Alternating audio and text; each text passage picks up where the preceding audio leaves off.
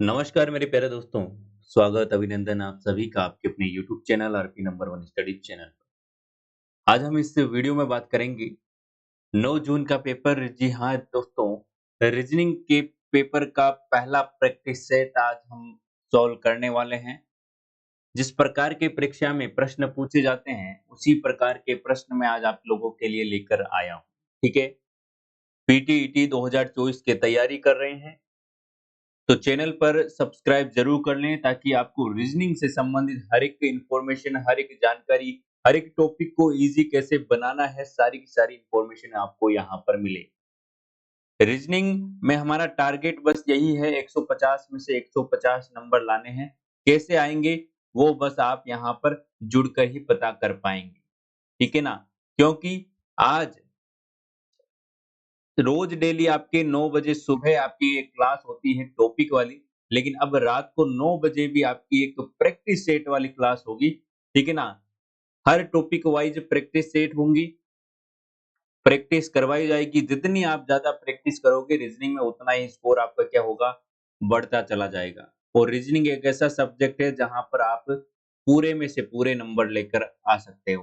तो चलिए शुरू करते हैं आज की क्लास को। उससे पहले एक बार से क्लास को शेयर कर दीजिए और वीडियो को कर दीजिए लाइक ताकि सभी विद्यार्थी जुड़ सके मेरे प्यारे लाडलो। ठीक है? रीज़निंग के प्रैक्टिस सेट की ओर चल रहे हैं हम। पहला प्रश्न आपके सामने आ चुका है। यदि दिए गए पैटर्न का ध्यानपूर्वक अध्ययन करें और उस संख्या का चयन करें जो प्रश्नवाचक चिन्ह के स्थान पर आ सकती है, तो बताइएगा। यहाँ पर 5 लिखा गया है, 6 और 7, यहाँ पर 8 और 9, यहाँ पर 8, 7 और 9, यहाँ पर 189 और यहाँ पर 265। क्वेश्चन मार्क की जगह क्या आएगा बताइए? यदि आपको थोड़ी-सी दिखने में दिक्कत आ रही है तो आप क्या करें, अपनी मोबाइल की क्वालिटी को क्या बढ़ाएँ? क्या करें? वीडियो की क्वालिटी को बढ़ाएँ, थोड़ा-सा आपको ईज़ी से दिखाई देगा। चलिए, ये यहाँ पर ऐसा प्रश्न है जो कि आप आंसर देंगे। एक प्रश्न मैंने ऐसा करवाया था जो कि बच्चों को 1-2 बच्चों को समझ में नहीं आया, वो प्रश्न भी मैं यहाँ पर आपको बताने वाला हूँ आज, ठीक है? चलिए, चलिए, यहाँ पर देखिए, यहाँ पर देखिए कैसे करेंगे इस प्रश्न को, पहले यहाँ पर देखिएगा। देखिए, यदि मैं यहाँ पर 5 का क्यूब कर दूँ, ठीक है?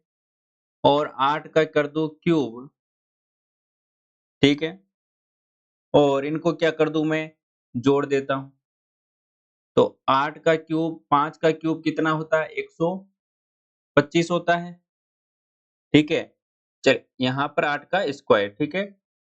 और यहाँ पर इसका क्या होता है? 64 होता है स्क्वायर, ठीक है? तो 125 और 64 कितने हो गए मेरे प्यारे दोस्तों? यहाँ पर देखिएगा 189 हो रहे हैं क्या? बिल्कुल सर हो रहे हैं। उसी प्रकार से देखिए यहाँ पर मैंने क्या किया, इनको जोड़ा है, इसका स्क्वायर किया है और इसका क्यूब किया है, तो मेरा ये आ गया। उसी प्रकार से इसका कर दो क्यूब और इसको जोड़ दो किसके साथ में, 7 के स्क्वायर के साथ में, आपका आएगा 265। आ रही बात समझ में? कितना आ गया? 216, 216 प्लस यहाँ पर 49 जोड़ो, देखिए आ जाएगा आपका 265। उसी प्रकार से इसका करो क्यूब और इसका करो स्क्वायर और जोड़ दो। क्या हो जाएगा? 7 दूँ 7 49 और यहाँ पर कितना हो जाएगा? 343, इसका तो हो जाएगा क्यूब और प्लस 90 90 81, यहाँ पर कितना हो जाएगा? आपके 424 आंसर आ जाएगा। 424 ऑप्शन नंबर 4 जिन्होंने आंसर दिया है बिल्कुल सही जवाब है। ठीक है ना? बिल्कुल सही जवाब आपका यहाँ पर रहने वाला है मेरे प्यारे दोस्तों। आ गई बात समझ में? चलिए, अब देखिए वो हमारा वो प्रश्न क्या था, वो एक बार से मैं देख लेता हूँ यहाँ पर, कौन-सा प्रश्न था? जल्दी से बताओ देखिए। चलिए, नेक्स्ट प्रश्न की ओर चलते हैं, वो मैं प्रश्न ढूँढ लेता हूँ, उसके बाद में आपको वो करवाएँगे। इसका आंसर आप दीजिएगा। इसका आंसर आप दीजिएगा जल्दी से, सही जवाब क्या होगा? देखिए जो आकृति आपको दे रखी है ये वाली आकृति कहाँ पर, कौन से डायग्राम में, कौन से ऑप्शन में यहाँ पर इसका यूज़ हो रहा है वो बताइए। ये बताइएगा जल्दी से, बताइएगा जल्दी से। फटाफट से आंसर दीजिएगा।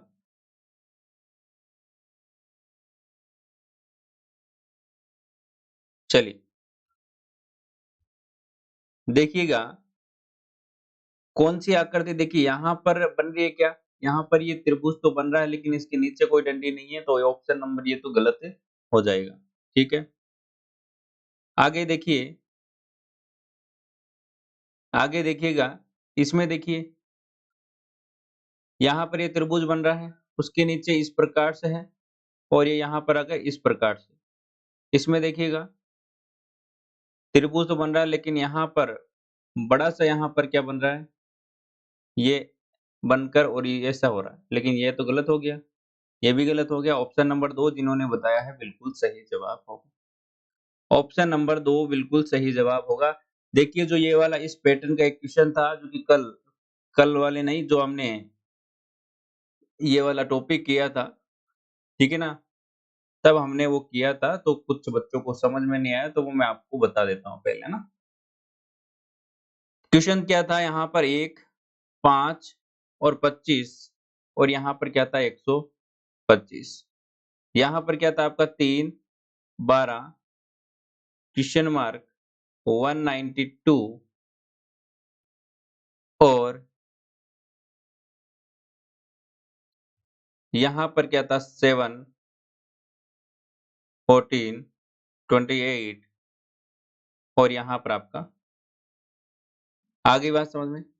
देखिए यहाँ पर क्या लॉजिक लगा है वो देखिए। यहाँ पर देखिए सबसे पहले आपका क्या है, यहाँ पर 1 है, ठीक है? 1 को मैंने यहाँ पर गुणा किया 5 से, तो मेरा क्या आ गया, यहाँ पर 5 आ गया। अब 5 को मैं गुणा करूँगा 5 से, मतलब कि इसको सेम संख्या से गुणा कर रहा हूँ। 5 से गुणा करूँगा तो 25 आ जाएगा। 25 को 5 से गुणा करूँगा तो मेरा क्या आ जाएगा, 125 आ जाएगा। आया कि नहीं आया? उसी प्रकार से मैं यहाँ पर देखिए इसको 2 से गुणा कर रहा हूँ, 7 दूनी 14, यहाँ पर 5-5 से गुणा किया, यहाँ से 2-2 से गुणा करूँगा, 7 दूनी 14 आ गया।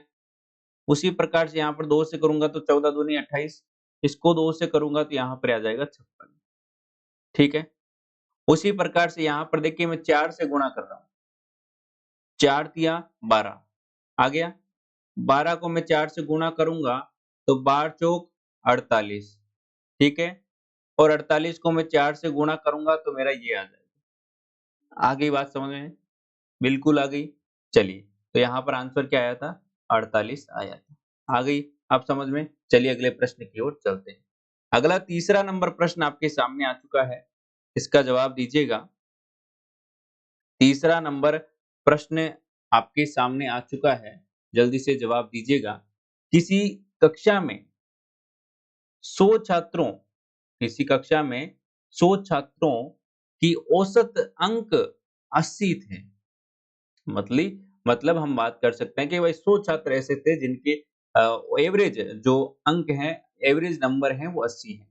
वरीयता सूची में शीर्ष 15 छात्रों और नीचे से 15 छात्रों के औसत अंक क्रमशः यह हैं, ठीक है? 84 और 74 थे। शेष छात्रों के औसत अंक दशमलव में 2 अंकों तक सही ज्ञात कीजिए। बताइए।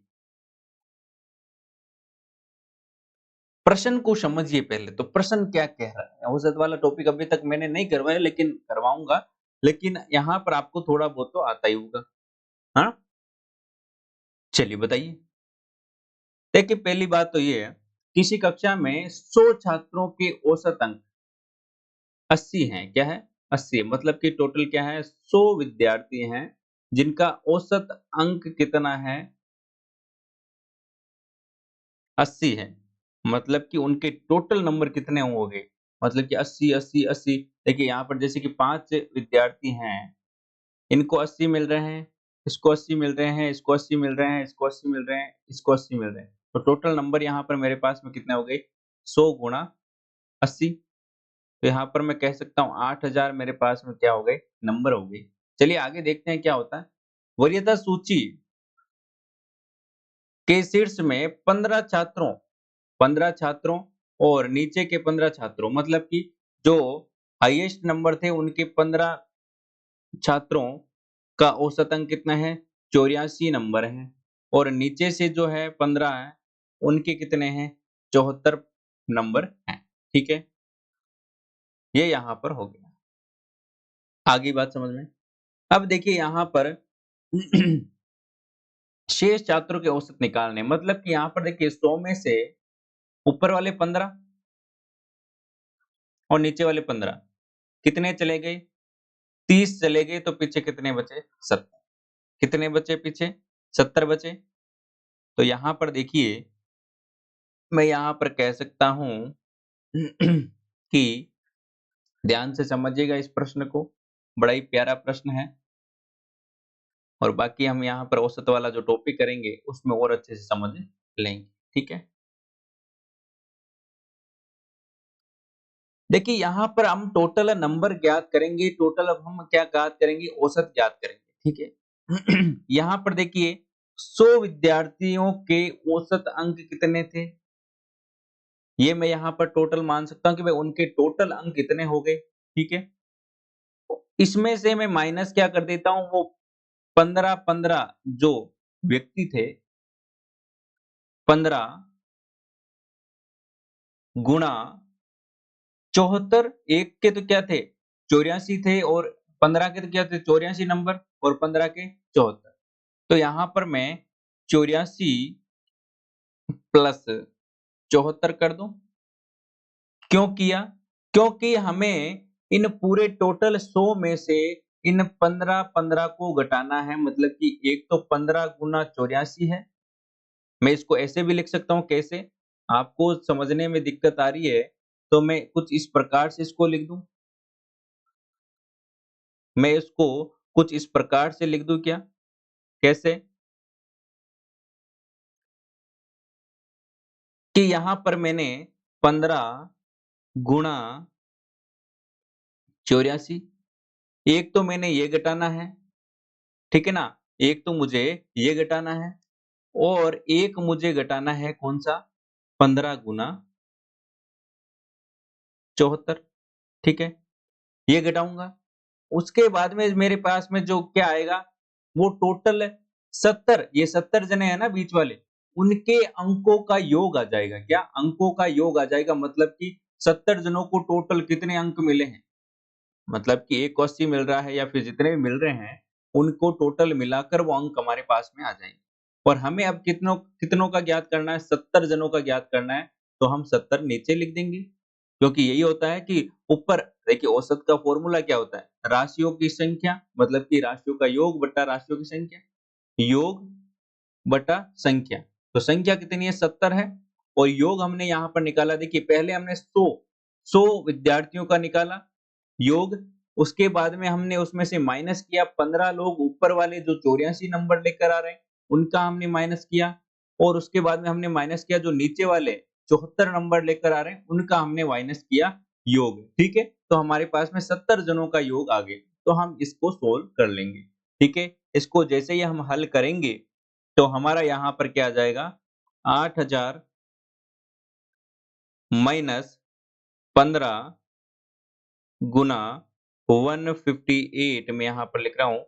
मैंने यहाँ पर गुणा किया है 84 और यहाँ पर इसको सॉरी जोड़ा है मैंने इसको 15 कॉमन लेके, ठीक है? 70।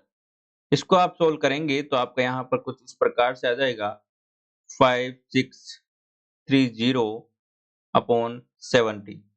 0 से 0 गया, आपका आंसर यहाँ पर आ जाएगा 80 प्लस सॉरी 80.43।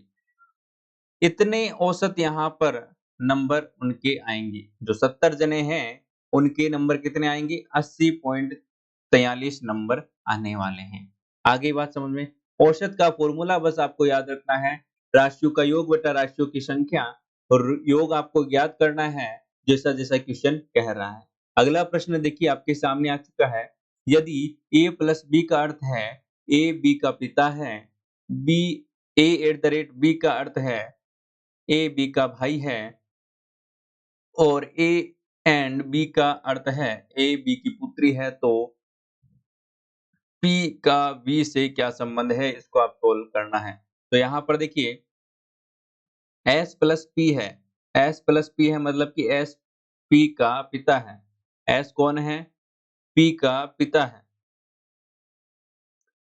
P का पिता है, ठीक है।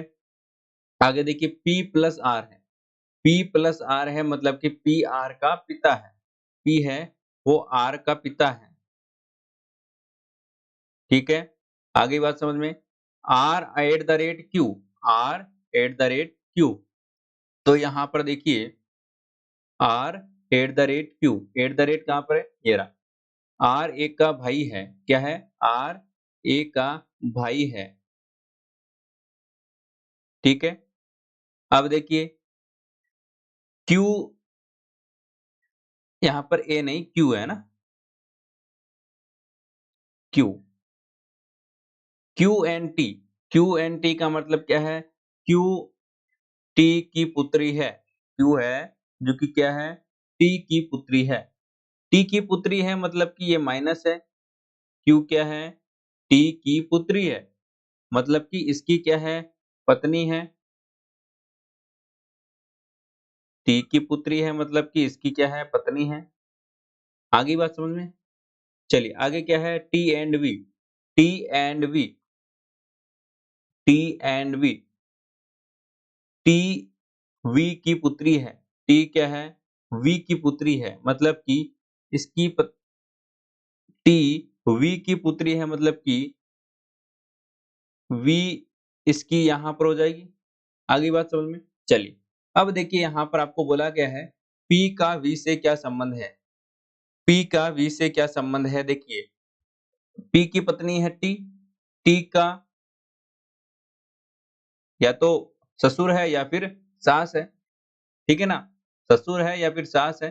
तो देखिए पी का संबंध पूछा है, पी का संबंध पूछा है तो पी क्या लगेगा, यहाँ पर जो भी है इसके माता-पिता इस पत्नी के, वो इसके क्या लगेंगे, ये पी क्या लगेगा, उनके दामाद लगेगा। तो ऑप्शन नंबर 4 यहाँ पर सही जवाब हो जाएगा। आगे बात समझ में, चलिए अगला प्रश्न आपके सामने आ चुका है। पाइप और टंकी वाला प्रश्न है, करवा देता हूँ, ठीक है ना? यह हम अन्य प्रश्नों में करेंगे, ये हम अन्य प्रश्नों में करेंगे जब टॉपिक आपका आएगा। ये कभी-कभी पूछे जाते हैं पाइप वाले। 2 पाइप हैं, ए और बी। एक भरे हुए टैंक को क्रमशः 10 मिनट और 15 मिनट में, मतलब कि ए 10 मिनट में और बी 15 मिनट में खाली कर सकते हैं, जबकि पाइप सी अकेले उस अकेले उसी खाली टैंक को 12 मिनट में भर सकता है, 12 मिनट में भर सकता है। जब टैंक पूरा भरा होता है तो ए और बी को 4 मिनट में खोला जाता है और फिर उसके बाद में केवल पाइप ए को बंद कर दिया जाता है और सी को तुरंत बी के साथ यहाँ पर खोल दिया जाता है। टैंक को पूरी तरह भरने में कितना समय लगता है? बड़ा ही शानदार सा प्रश्न है, बड़ा ही विचित्र प्रश्न है ना। चलिए इसको करते हैं। देखिए सबसे पहले तो आपको ये पता होना चाहिए कि भाई ए है, इसको कितना समय लगता है टैंक को खाली करने में? सॉरी 10 मिनट लगता है, कितना? 10 मिनट लगता है।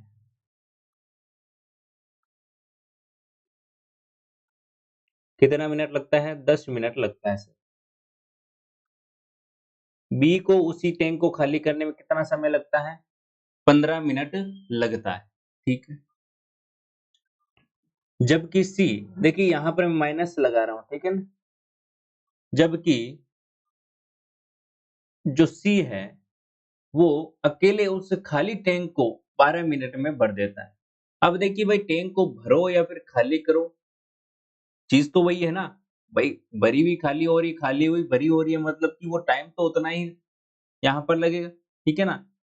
तो यहाँ पर सी क्या है, इस माइनस को आप छोड़िए, ठीक है ना, इसको एक बार से छोड़िए। सी कितना टाइम लगाता है? 12 मिनट लगाता है इस पूरे टैंक को भरने में, भर सकता है।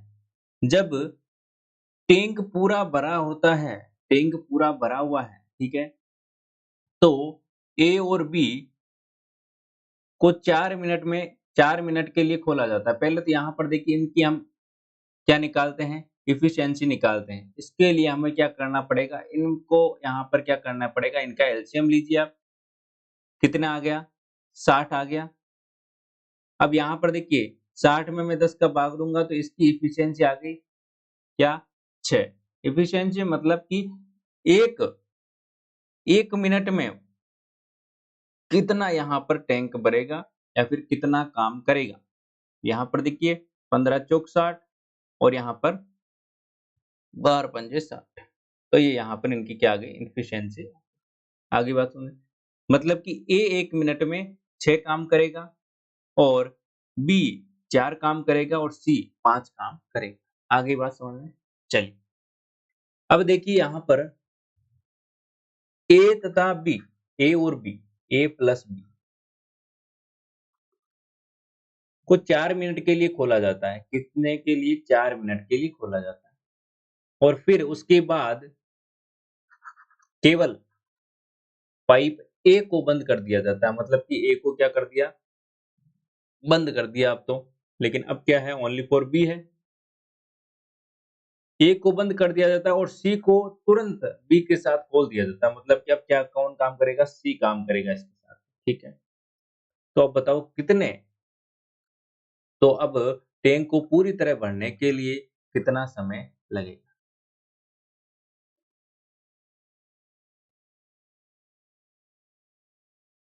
बताइए दोस्तों। अब देखिए यहाँ पर जो मैंने आपको माइनस का चिन्ह बताया था ना, वो देखिए ये दोनों क्या कर रहे हैं? खाली कर रहे हैं और ये क्या कर रहा है? भर रहा है। क्या कर रहा है? भर रहा है। ये क्या कर रहा है? खाली कर रहा है और ये क्या कर रहा है? खाली कर रहा है। ये क्या कर रहा है? भर रहा है। ठीक है ना? मतलब कि प्लस का चिन्ह का मतलब क्या हुआ? ये खाली कर रहा है और ये भर रहा है।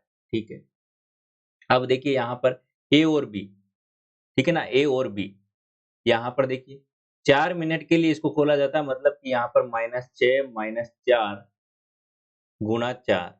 ठीक है, फिर देखिए यहाँ पर बी और प्लस सी। बी कहाँ पर है? ये रहा 4 और यहाँ पर -4 और +5। ठीक है, अब देखिए यहाँ पर ये कितना हो गया? माइनस के 10 और यहाँ पर गुणा 4 माइनस के यहाँ पर प्लस का 1 हो गया। अब यहाँ पर देखो कितना हो गया? -40। -40 हो गया यहाँ पर। टोटल काम क्या था हमारा? टोटल 60। मतलब कि टंकी कितने लीटर की हम मान सकते हैं? 60 लीटर की थी। तो इसको भरने में कितना टाइम लगेगा वो देखिए यहाँ पर। देखिए 40 तो यहाँ पर देखिए 40 तो यहाँ पर खाली हो चुका है। मतलब कि 40 खाली हो चुका है। पीछे कितने बचे? 20 बचे। कितने बचे? 20 बचे। आ रही बात समझ में? 20 बचे कि नहीं बचे? तो यहाँ पर मेरे प्यारे दोस्तों, मेरे प्यारे लाडलों, 40 खाली हो चुकी है। अब बचे कितने? 20 बचे कि नहीं बचे? 20 बचे कि नहीं बचे? तो यहाँ पर 20 लीटर को भरने के लिए मुझे कितना समय लगेगा? यहाँ पर देख लीजिए इन दोनों को। एक एक से गुणा करोगे कितना समय लगा? यहाँ पर 20 मिनट का समय लगा। कितना? 20 मिनट का समय लगा। यहाँ पर किसको? इसको 20 मिनट का समय लगा है। 20 मिनट का समय लगा है किसको? ओनली फॉर बी और सी को समय लगा है इसको भरने में। बाकी जो भर रहा है उसको भरने में समय लगा है। मतलब कि ये 1 मिनट में 1 लीटर भरेगा। कितना? 1 मिनट में 1 लीटर भरेगा। आ गई बात समझ में? बिल्कुल आ गई। चलिए, तो 20 मिनट में 20 लीटर भर देगा जो बचा हुआ है। ठीक है? तो यहाँ पर ऑप्शन नंबर कौन-सा सही हो जाएगा? ऑप्शन नंबर कौन-सा सही हो जाएगा? बिल्कुल, ऑप्शन नंबर जो ए दे रहे हैं बिल्कुल सही जवाब आपका यहाँ पर हो जाएगा। अब टैंक को पूरी तरह भरने में कितना समय लगेगा?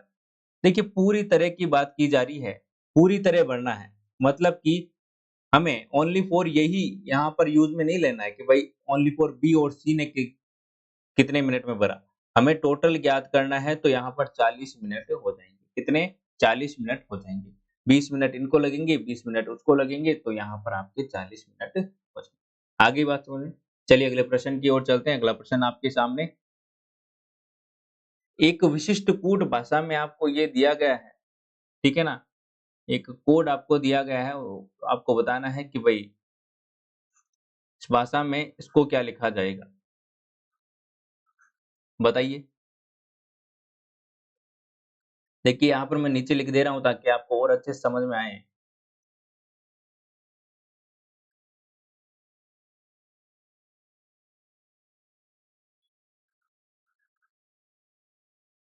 चलिए।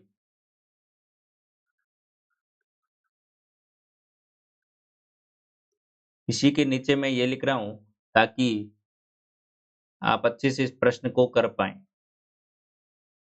और ये नीचे लिखने पर भी आपका दिमाग चलेगा, ठीक है ना? नीचे लिखने के बाद में ही आपका ये दिमाग चलेगा कि भाई प्रश्न को करना कैसे है।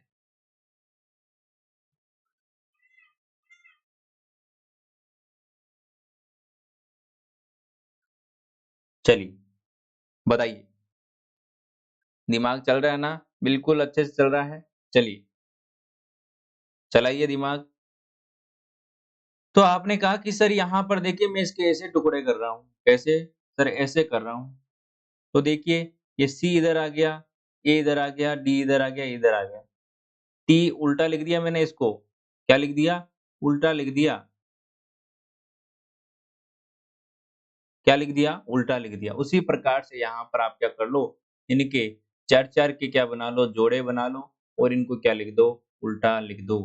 आ गई बात समझ में? तो सबसे पहले ICAF, ICAF ऑप्शन नंबर यहाँ पर देखिए, ऑप्शन नंबर 4 यहाँ पर बिल्कुल सही जवाब हो जाएगा। आ गई बात समझ में? चलिए अगले प्रश्न की ओर चलते हैं। अगला प्रश्न आपका है, एक क्रम में वो अंग्रेजी शब्दकोश के अकॉर्डिंग आपको लिखना है। तो यहाँ पर देखिए टी से टी यहाँ पर सब में कट गया, कुछ सेम सेम है। उसके बाद में देखिए ए भी कट गया, सब में सेम सेम है। ठीक है? उसके बाद में आपका यहाँ पर सभी में यहाँ पर एम आ रहा है, तो एम भी यहाँ पर कट जाएगा। उसके बाद में देखिए ए भी आ रहा है। अब देखिए यहाँ पर एल आ गया, जी आ गया, आर आ गया और बी आ गया। तो सबसे पहले तो कौन आएगा? बी आएगा। अब देखिए एक ही ऑप्शन में पहले यहाँ पर सबसे 1 नंबर पर कौन आ रहा है? 5 आ रहा है, तो ऑप्शन तो डायरेक्ट यहीं से आंसर आपका यहाँ पर हो जाना चाहिए। आगे बात समझ में? चलिए, अगला प्रश्न देखिए, एक आदमी एक यात्रा 10 घंटे में पूरी करता है। वह यात्रा के पहले आधे भाग में 21 किलोमीटर प्रति घंटा की चाल से और दूसरे आधे भाग में 24 किलोमीटर प्रति घंटा की चाल से दूरी तय करता है। तो किलोमीटर की गणना करो, बताइए।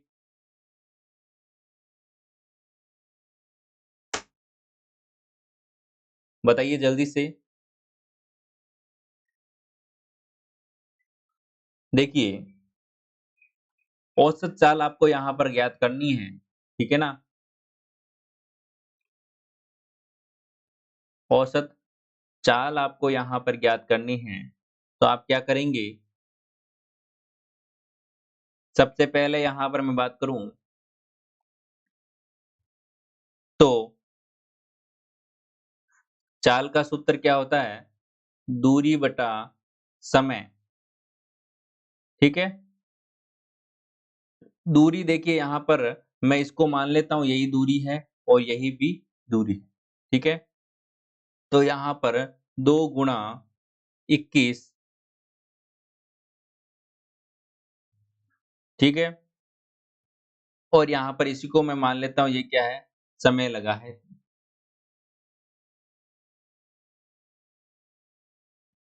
यहाँ पर ये क्या हो गया, इसको सोल्व करेंगे, ये आपका फ़ॉर्मूला है, ठीक है ना?